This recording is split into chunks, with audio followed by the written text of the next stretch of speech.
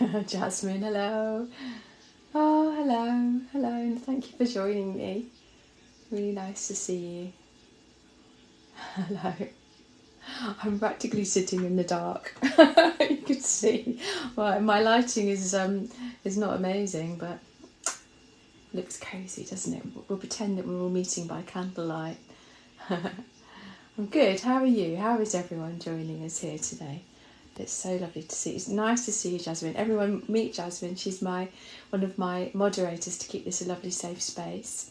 It is cosy. Yeah, it is cosy.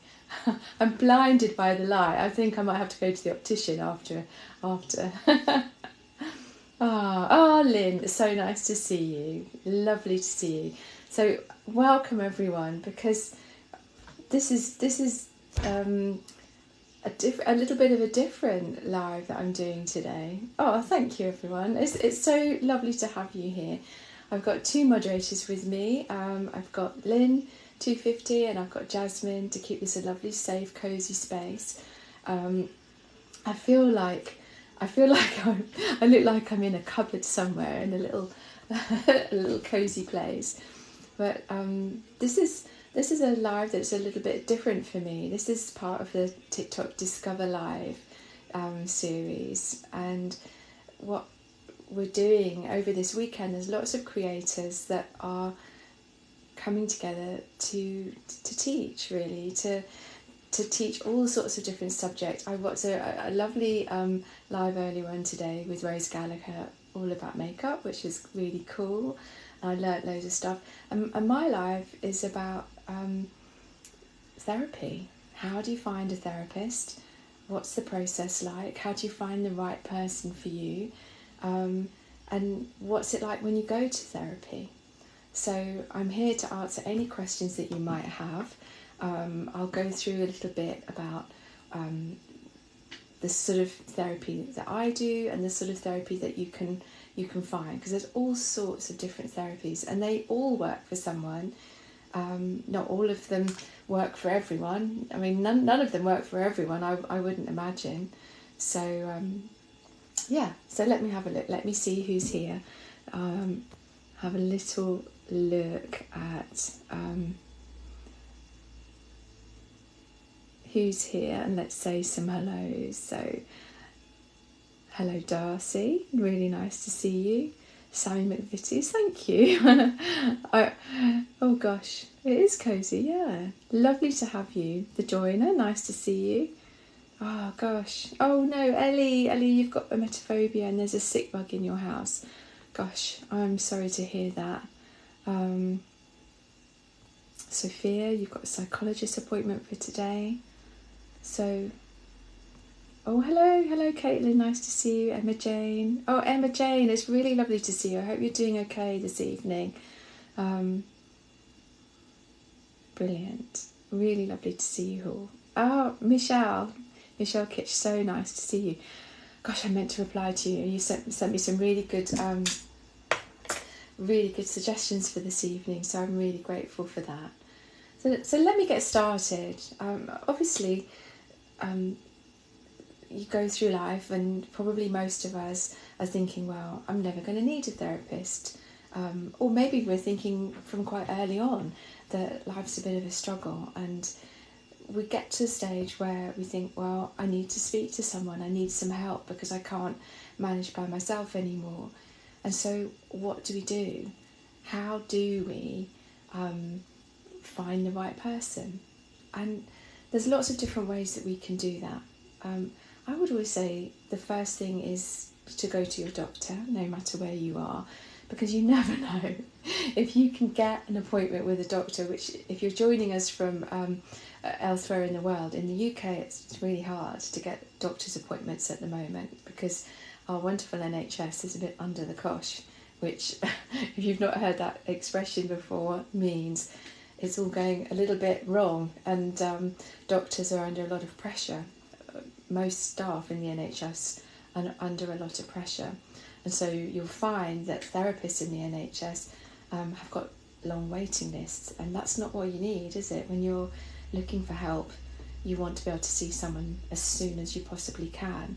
But I think it's a good starting point to get to see your doctor and ask their advice. Sometimes they're really helpful, other times not so much. So what else can you do?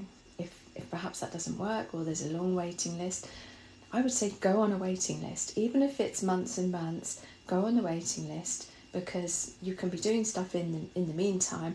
I've often worked with clients who are on NHS waiting lists, and I've said to them, I'm happy to work with you, but my advice is that as soon as if you get a place with a therapist who's free on the NHS, then go and work with them, have some sessions with them, and see how you go. So see your doctor, get on a waiting list for an NHS therapist, because there's really good people out there. And of course you might decide, well, I don't want to wait at all. So there's lots of other free options that you can take. You can go and have a little look at charities. Places like Mind UK have got all sorts of resources, loads and loads of pages. There's helplines. They have loads of pages. If you look at Mind, or if you have a particular thing that you're struggling with, go to the charity that is specialising in what's going on for you, and they will also have perhaps a helpline, perhaps resources, and they often provide all sorts of free therapy. So that's a really good place to go. You can also go privately, and so then you're faced with that sense of, wow, who on earth do I see? I saw in the comments just now someone was saying, oh, what's the difference between a psychologist and a person-centred counsellor or a psychodynamic counsellor? And so that's a really good question, because what is the difference? So I'm a Quest cognitive hypnotherapist, so I know a lot about what I do.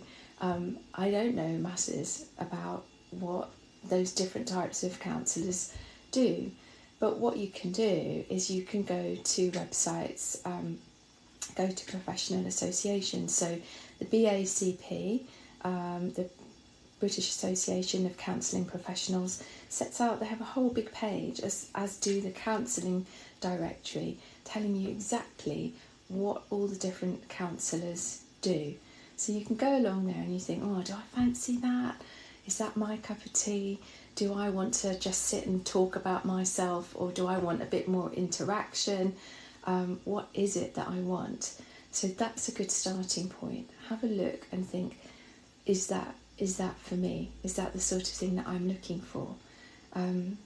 People with different training will work with different types of problems. So for me, as a Quest cognitive hypnotherapist, I work with people who have anxiety, people who have limiting beliefs, so that sense of I'm not good enough, I'm not worthy, I'm afraid of various situations.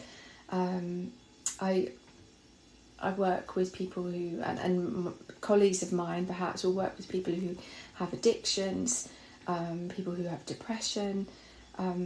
So within our field, we work with lots of different types of people. However, our training is somewhat, it's not limited, because we can work with lots and lots of different types of people.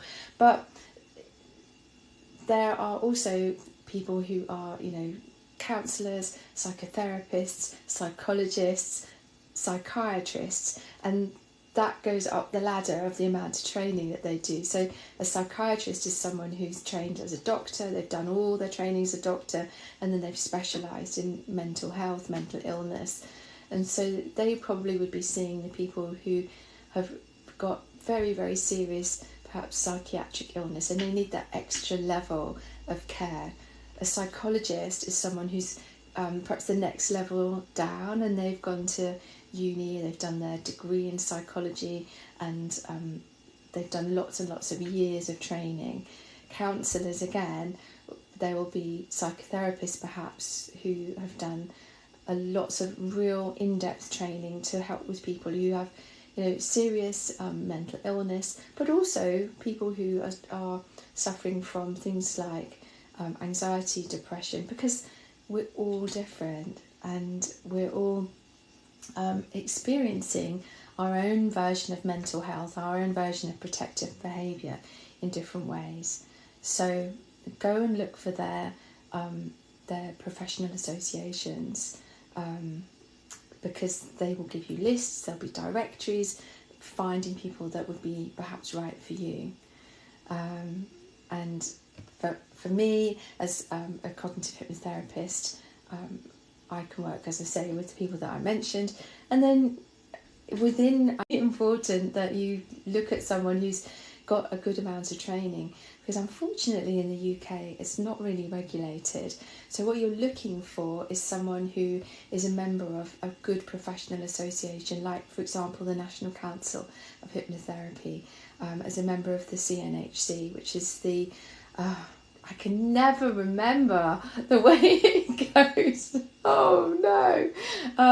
It's the council, council. Just because I don't remember this does not mean that I'm not good at my job. It just means it's 8:30 on a Thursday night and my brain has gone frazzled. So, but the CNHC is the professional association for complementary therapies. The Council for Natural and Complementary Healthcare. I think that's what it is. Anyway, forgive me. I apologise for not knowing that.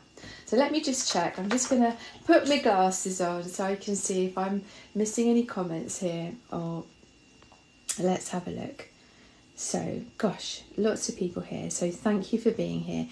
If you're joining me, then this is Cactus Kebab. Yay, you found me again. That's brilliant. It's good to see you. Oh, Carrie from Ireland, lovely to see you. Tracy, so nice to see you too. Oh, gosh, really, really good to see you all. So this session is a little bit different to my usual ones. I'm actually doing another live tomorrow morning at 10 o'clock in the morning, which will be my usual type of live, which is a Q&A session about what's going on for you. So I can see that I've got people talking about emetophobia, people talking about misophonia. So if you are able to come tomorrow, then I will answer all of those questions. This is more of a sort of almost a specialised thing, talking about therapy, and it's part of the TikTok Discover Live. They're trying to get us all to do lives, get creators to do things, and this weekend is all about learning and sharing information and learning in all sorts of areas. I've seen all sorts of things, and if you have a look at the live little thing in the top left hand side of your screen, you'll be able to find all sorts of people doing amazing things. And for me, this is about helping you find the right therapist for you, understanding how the process of therapy works. So please do come back tomorrow morning at 10 a.m. if you are interested in sort of the specifics, and I'll do my best to help you there. I'm obviously here, I want to be able to answer any questions that you've got around therapy and your experience, because I've noticed over the time that I've been doing lives that people say, the therapy's not feeling right, it's not working for me, I don't know how to talk to my therapist, they're just not the right person for me, what do I do? And that's why it's so important to do your groundwork, to do your research when you're looking for the right therapist for you. So what I would say is talk to people. If you feel comfortable, and I know that it's not always the case that you feel comfortable talking to people about the struggles that you're going through, but if you can talk to people, friends and family, people on lives like this even, to say, do you know of a good therapist? Can you recommend somebody? That's a good way of going. So when you've done all your research about, I definitely need to go and see a psychologist, or I feel like a psychodynamic counsellor is right for me, then dig deeper into that area. As I say, the Counselling Directory, BACP, the British, I think it's British Association of, the Council for Psychotherapy, they all have information about people you can find as far as they're concerned and how their sessions run. So that's a good way, getting a personal recommendation. Because if you find someone, that a friend of yours, has recommended and said, yeah, they really worked for me, they were great, then that's a good start, isn't it? You know that they've worked for someone that you trust, so the chances are that they'll work for you too. So when you've decided, yeah, I'm going to go and find a Quest cognitive hypnotherapist or a counsellor or whoever you're going to find, contact a few of them. Don't just go with the first one that, you know, has got a pretty website. Go and find a few of them and make yourself a short list and think, right, I'm going to chat with these people, because that's really important. And there's lots of questions that you need to be thinking about asking. The practical stuff, like, how long have you been practicing? Do you do a free session to start with? A lot of my colleagues do a free taster session. I was chatting to someone the other day and they said, they had someone contacted me, and I said to them, I'm not sure that I can help you, but let me find out. So a lot of therapists do have lots of contacts. So if you contact someone, do chat with them and say, do you deal with my issue? And if you do, how many people have you worked with? How successful have you been? Beware of anyone who gives you guarantees, because there's no such thing as 100% success rate in therapy. A lot of people are really successful and they have really good success rates with the people that they work with, but no one is 100% successful. So if anyone tells you that they are, don't believe them. I've seen websites before of people saying, oh yeah, I've got like a 98% success rate. Absolute rubbish. Don't go with them. I think those questions like, what experience do you have? What professional association do you belong to? That's important to know. And if they don't belong to a professional association, run a mile. Equally, ask about their training. Where did you train? And then you can write that down and go and find that place and look at it and think, okay, what's their training been like? If someone's done a weekend course, or you know, done it on Udemy or on some sort of cheap training that's taken them a fortnight to do, or a weekend to do, and they've got a certificate on their wall that the person's just printed off on their printer, do not go with someone like this.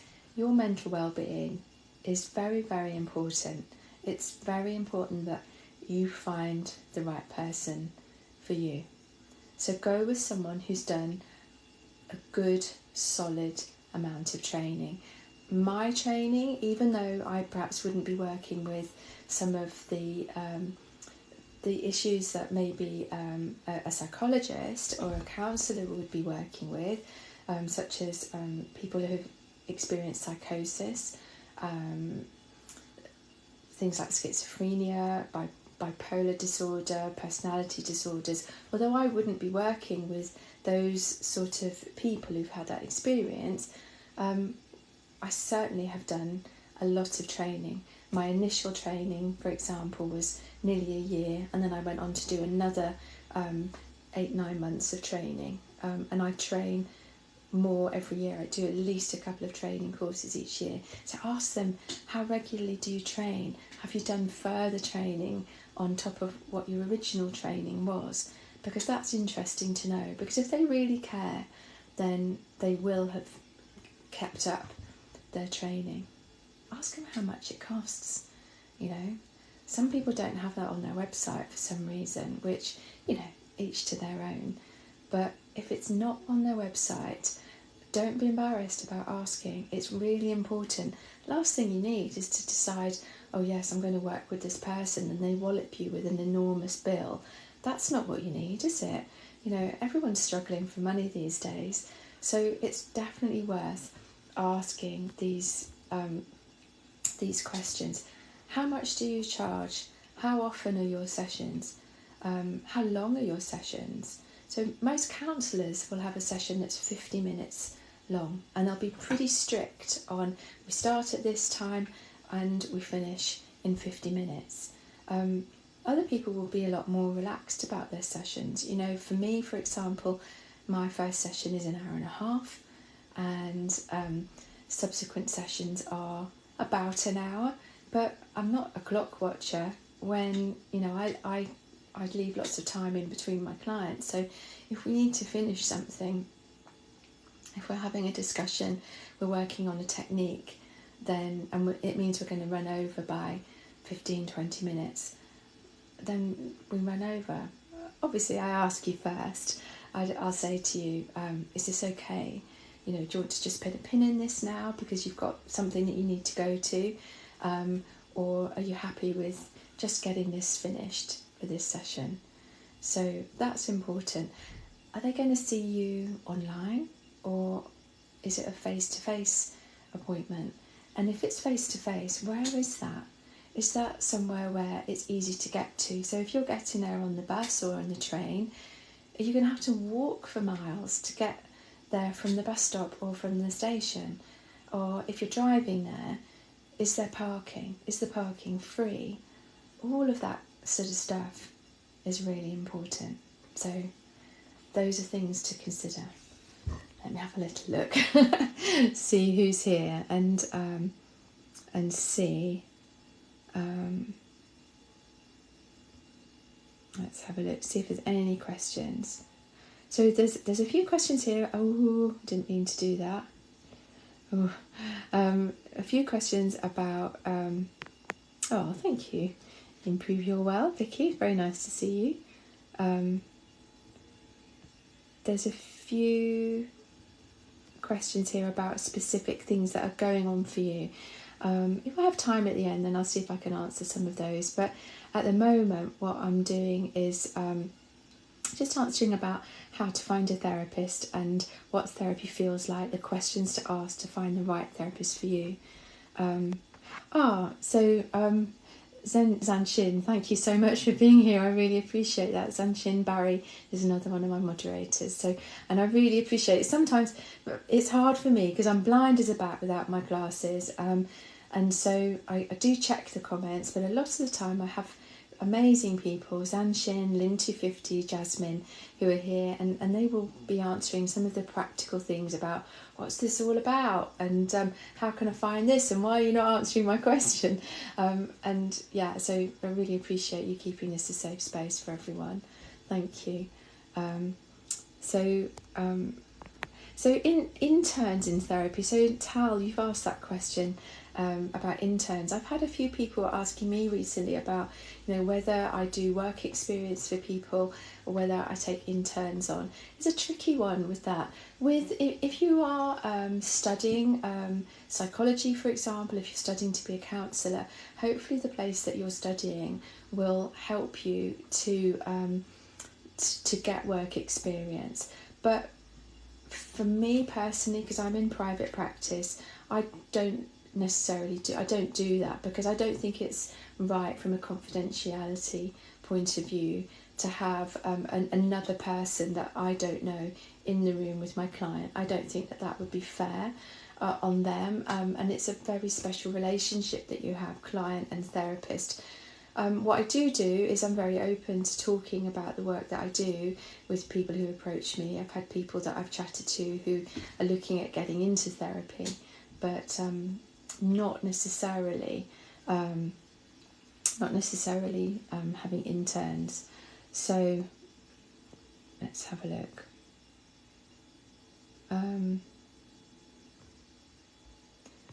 So again, thank you everyone for being here.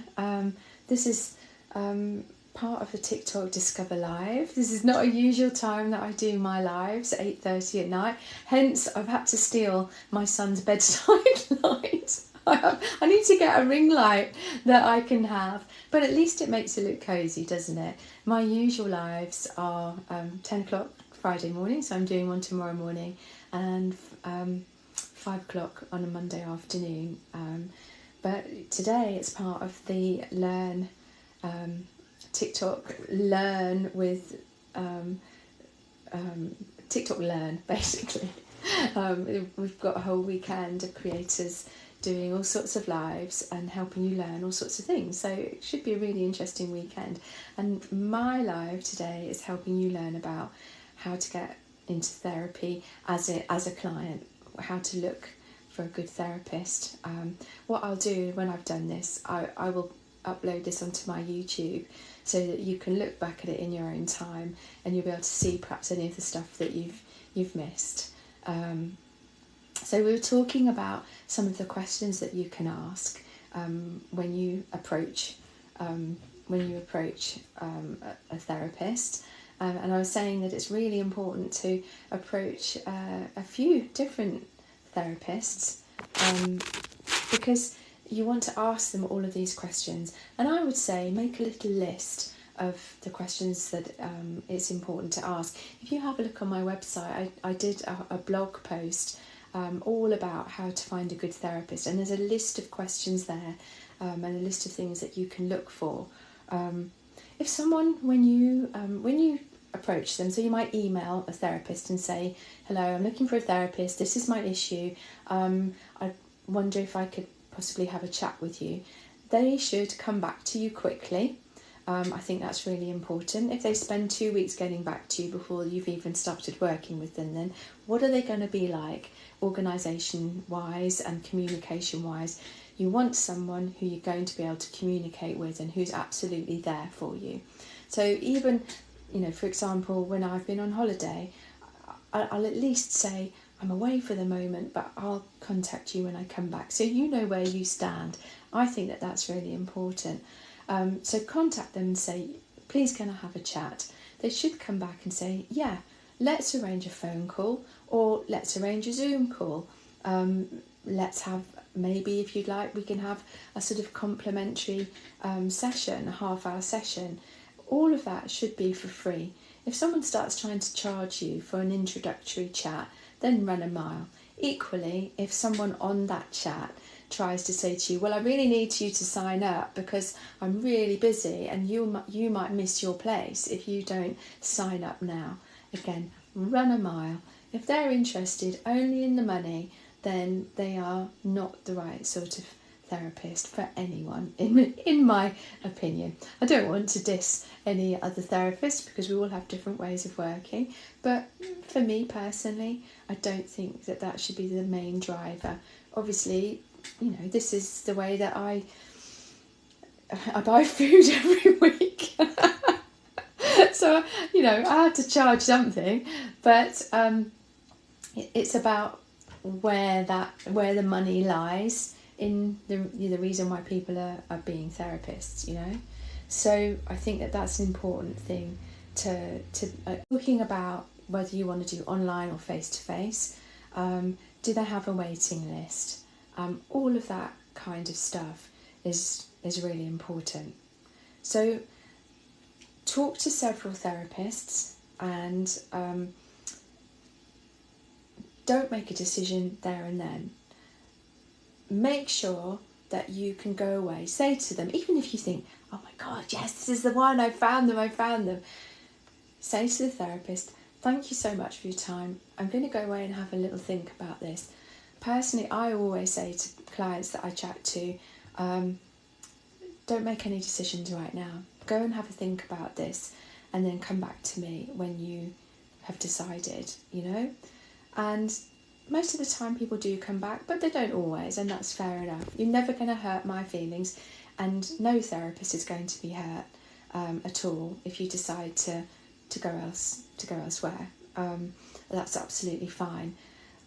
Go away, think about the conversations that you've had with all the therapists that you've chatted with. Talk to someone you trust about it. When you're having the chat, make notes about it so that you know about, this is what they said, these were the answers to the questions that I've asked. And definitely take time. And then, when you've decided, this is the one for me, go back to them and say, right, I would like to go ahead, please. And they should be pretty organised. They should say, brilliant, okay, so let's organise a time. Let's organise some paperwork, because there will be a contract. You both need to have an agreement And I know a lot of counsellors, perhaps the first session, will go through the agreement, go through the contract with you, so that you know about, when is it okay to contact each other? How are we going to work together? What about online stuff? For me, I quite often get people friend requesting me on Facebook who perhaps are clients, people that have been clients, and there has to be a boundary, because much as you would hopefully get on really well in your sessions, I think there has to be a boundary. But that's something that as individuals you work that out between you. But stuff like that perhaps you don't necessarily think about. So that's what the paperwork is about, and you're setting out, how much it's going to cost, and possibly how long it's going to be. So for me, I work with people until the work is done.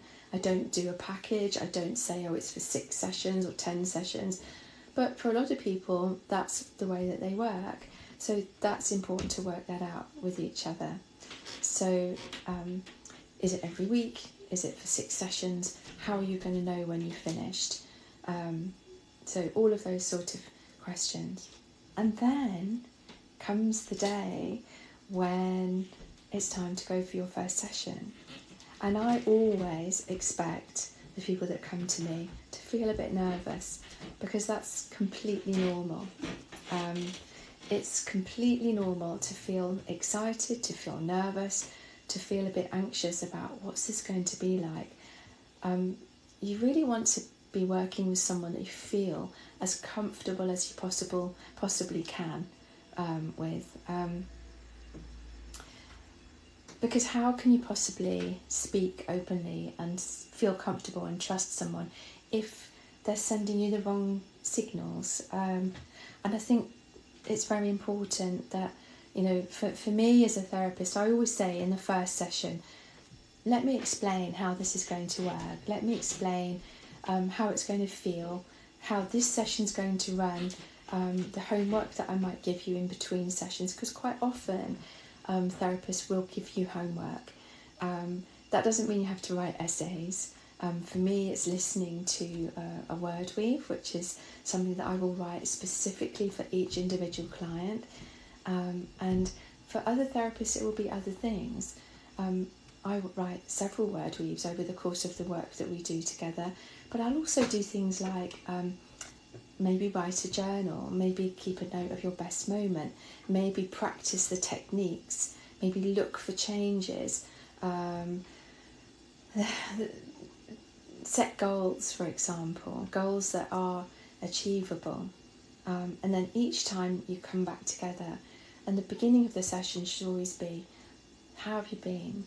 What changes have you noticed? How are we doing? That sort of thing. Put my glasses on. Let's see if we've got any questions that I could perhaps answer. Thank you so much for sharing. It's always lovely when people share the live. And the way that you share the live, if you look at the bottom right hand corner of your screen, there's a little arrow. And what you can do is you can click on that, and that will give you a way of sending it to people that you might think will find this helpful, useful. You can also send it to yourself. You can copy the link and put the link into maybe notes, or maybe email it to yourself. It's also something to remember that for me personally, I will always upload all the lives that I do, and in my profile. So if you go, don't do it now because you'll go away from the live. But if you look at my little picture, if you click on that at some point, you can go to my profile page, and there'll be a thing that says Linktree, and you can go into that, and there's a link to my YouTube, to my website, to free resources, to all my other social media, all sorts of stuff, and you can have a little bit of a peruse. But on my YouTube will be all of the lives that I've done, and this one will be up there soon. So, but sharing the live is brilliant, so I really appreciate that if you do that, and thank you for all your likes. The likes are always lovely to see, because it means that I'm touching the right chord, and when you send the gifts. You don't have to do that for me, but I so appreciate it when you do. So thank you for that. Let me have a look and see. So Jodie Sawyer, so I'm not a counsellor, I'm a Quest cognitive hypnotherapist. Lady J, you're a person-centred therapist, lovely to meet you. So there's so many different types of counsellor, and as I was saying, if you go into the BACP or the counselling directory, you can just Google those terms, and there's explanations as to all the different types of therapy, and every therapy works for someone. And it's about just looking through and thinking, oh yeah, that sounds like that would be the right sort of thing for me. So let's have a look. Oh, thank you, Sammy McVitie's. I'm glad you find my voice calming. Oh, Vicky Handlebars, it's so nice to see you. Vicky Handlebars is another one of the lovely people that volunteered to be moderators to keep this a safe space. So it's so nice to see you. Hope you're all right. So let me see if there's any questions that I can answer here. Oh, Kezia, it's so nice to see you. Keza's one. Really nice to see you. Let's have a look. Thank you for joining me. If you're just joining this, this is a bit different. This is part of the Learn With Me live event, which are taking place all over this weekend. Lots of creators, just teaching really, sharing knowledge in all sorts of areas, and it's part of the TikTok Discover Live thing. I don't know what we'd call it, but there's so many interesting things that you can learn, and it's all free. And my part of this is really just talking about therapy and how to find a therapist, what therapy feels like when you're doing it. And therapy really should be something that feels at times challenging. I've worked with people this week, and at times there's been lots of laughter. We laugh, but there's also been tears, and there's times where it's hard. Once we get to a stage where we kind of know each other and we're settled, and ways of sort of perhaps coping techniques. And my therapy is a very practical therapy, so I teach lots of coping techniques, which are also shared on my TikTok, on my profile page. We also dig deep, and sometimes that can be uncomfortable, but it should never be about pushing you into your red zone. There should never be a place where you feel absolutely awful, and no one should dread going to therapy. If you feel really uncomfortable, then please talk to your therapist. I always say to my clients before we even start, that first session, please talk to me. If we're moving at a pace that's too fast for you, or if you don't feel comfortable, if you feel that this isn't working in the way that you'd hoped that it was going to work, please tell me, because you're never going to hurt my feelings. Any therapist worth their salt has been doing this for a while, and even if they're relatively new, then they will have the training to understand that it's very important that we're approachable, that you can have that conversation with us about I'm a bit worried about this, or I'm finding it difficult, or whatever it is. So, even if you can't raise it in the session, if you feel too uncomfortable doing that, then send an email. Say to your therapist, I need to talk to you, and I feel a bit nervous about raising it in the session, but things are not working out exactly as I was thinking that they would, or at this stage of therapy, it's really pushing me. I'm really being triggered, and I'm finding that I'm leaving your sessions feeling really upset. And they will definitely, if they're worth their salt, they will be there for you and support you, and perhaps just pull things back a bit and just let you have a period of time where things begin to settle, because it needs to be that sense of 2 steps forward and a step back. Push it a little bit into your amber zone, come back to the green zone, so that it is steady. I hope that makes sense, and I hope that's understandable. So let's see if so let me see. So Sophia, thank you, Lynn250. I appreciate you saying that. So I'm not ignoring comments. I'm blind as a bat. I can't see the comments unless I put my glasses on. Caitlin today. So it's really normal to feel anxious about stuff. But therapy we're making ourselves very vulnerable, aren't we? We're putting ourselves in the hands of someone that perhaps we've not met before, and it's very easy to imagine that we'll be judged, that we'll be made to talk about things that are really hard for us to talk about. But you know what? Your therapist will understand that. We all know. So Lady J here is a therapist, and I can see this conversation going on with her. We know that you will be afraid or nervous coming to your first session, maybe for a few sessions, and a lot of that first session is spent making you feel as comfortable as we possibly can. So it's okay, and I hope that after your first session you will feel really so much more comfortable, so much more hopeful about where this is going to be taking you, where this is going to be leading you. So it's okay. You know, this is the start of a whole new world, a whole new way of being for you. And I really hope that your therapist is really kind and helpful. I'm sure that they will be.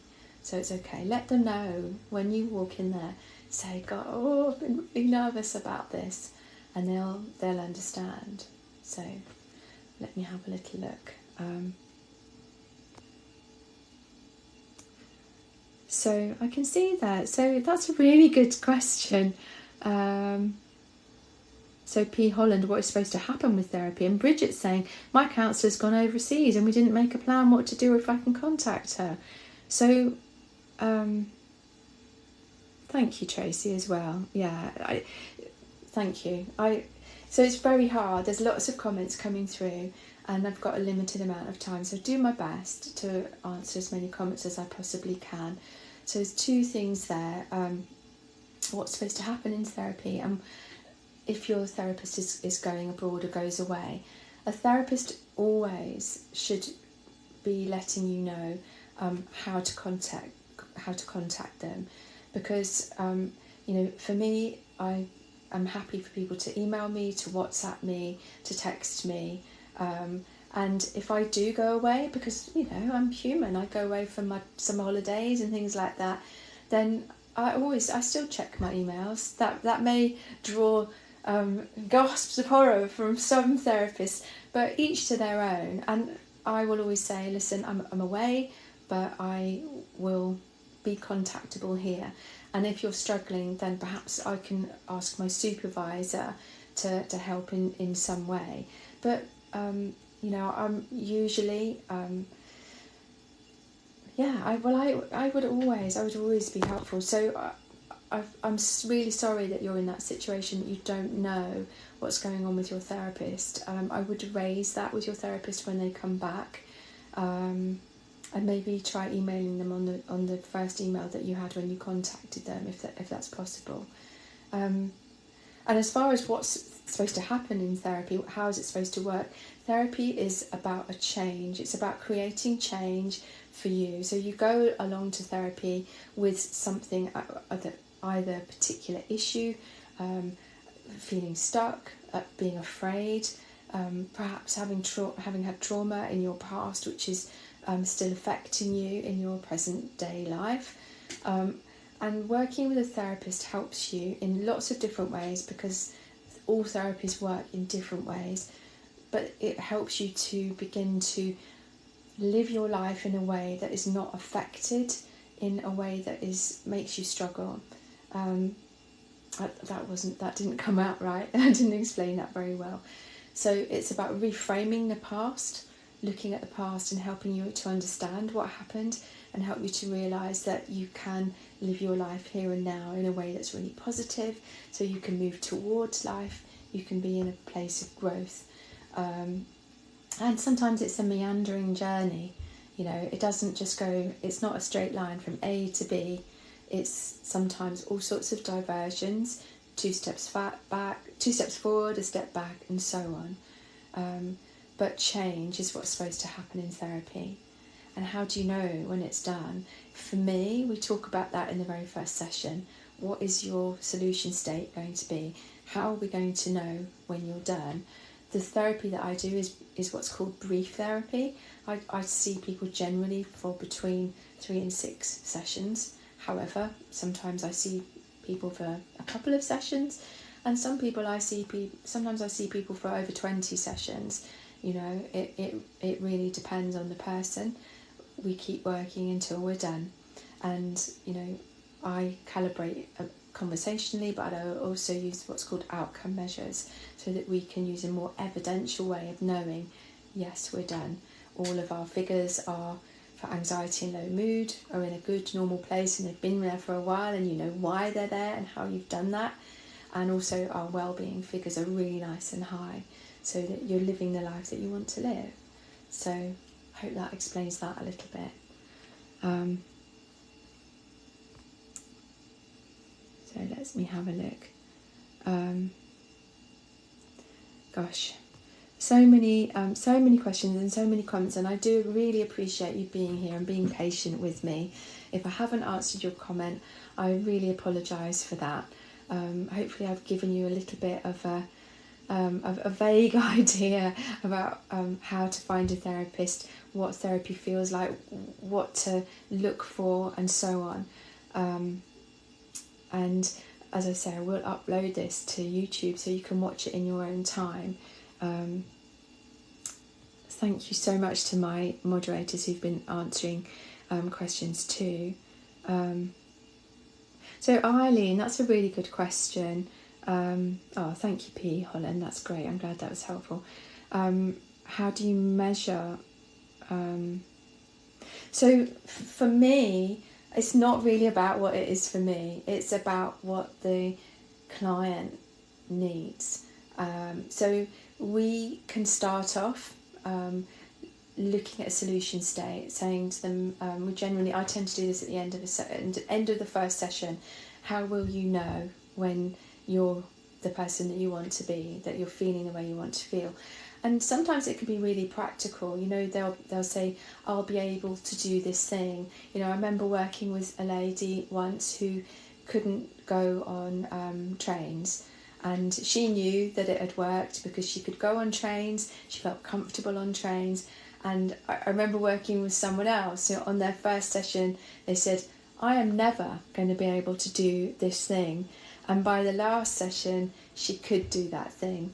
And I remember saying to her, shall I let you know what you said in your first session? Because I take lots of notes. And I said, you said, I will never be able to do this thing. And she looked at me and she went, no, I didn't say that. And it just showed you how far her trance had changed from this trance of, I'm never going to be able to do this, to, well, of course I can do this. This is easy for me.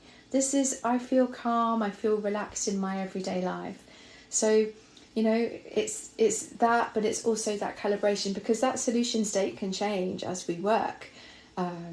And we learn, we grow, we have conversations about, you know, are you there yet? Because what happens for me is that I'll see people every fortnight, but then as we're getting to a stage where I can see that the outcome measures, the form that we fill in, is looking good. They've been in the normal range for quite a while. They're able to do lots of stuff in their life. They're connecting with lots of different areas. They're feeling much happier, much more relaxed, much calmer. I'll say to them, how do you feel about stretching this out to a month? or maybe to 6 weeks, and then they come back and we go, how was that? Yeah, that was good, I managed.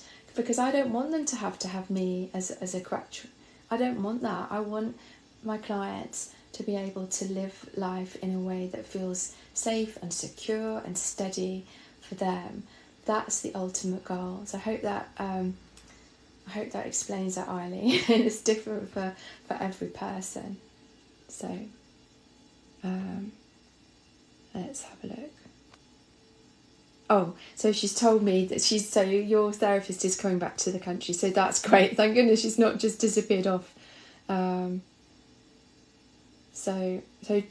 Dunlop, you're looking for a therapist for anxiety and vomit phobia. So it's great, cool, Eileen. That's great. I'm glad you like my answer. Oh, Tracy, it's so nice to see you. That's so lovely. So, Tracy, I can see you with your mask and your glasses. It's really lovely to have you here. So hopefully it won't be too long now.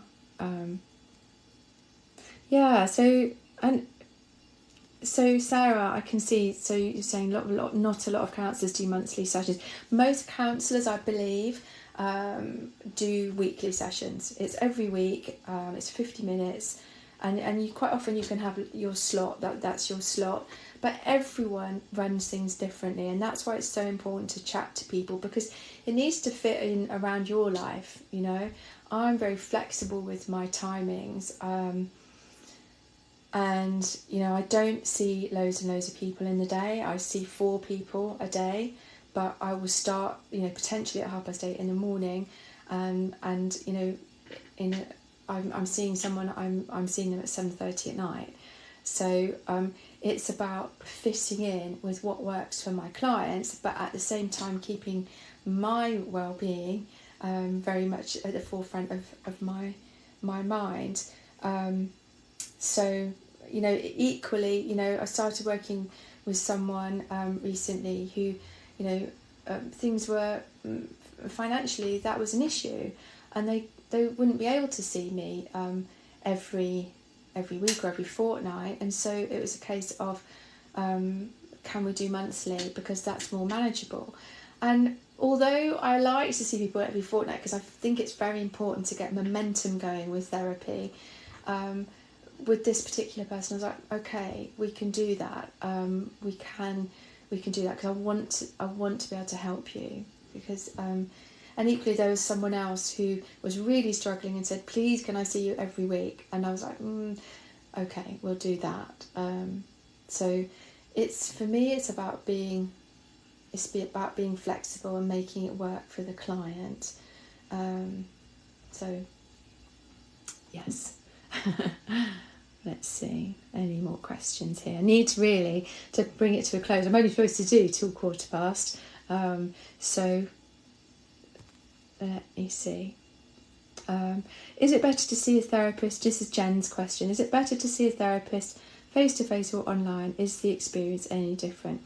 Again, it's a very personal thing, and I do see some clients face-to-face, but that's very limited. I only see them on a Tuesday afternoon, and mostly I see most of my clients online. For me, it works absolutely brilliantly.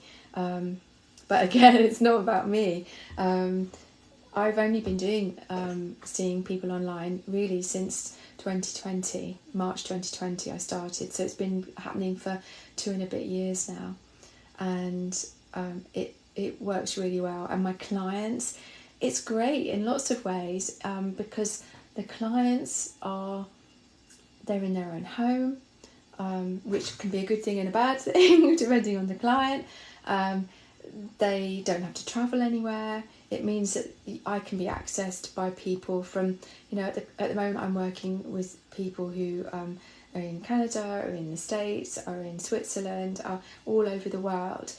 So how amazing is that? It makes everything accessible, and I'm not the only one. You know, there are counsellors, there are all sorts of therapists who are seeing people from all over the world now. So it's well worth looking into that. don't be limited by geography. However, face-to-face is also lovely because there's a somewhat of a different energy to it, but each to their own. It's about what works for you. So, good question.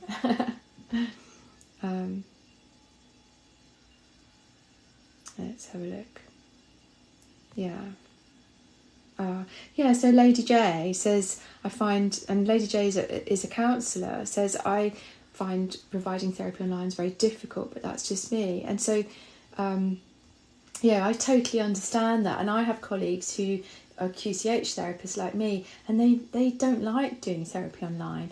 But, really it's about, as a client, this is about you and what works for you. That's the most important thing. So I think I need to draw this to a close because I don't want to impinge on someone else doing their lives. And if you look at the live thing on the top,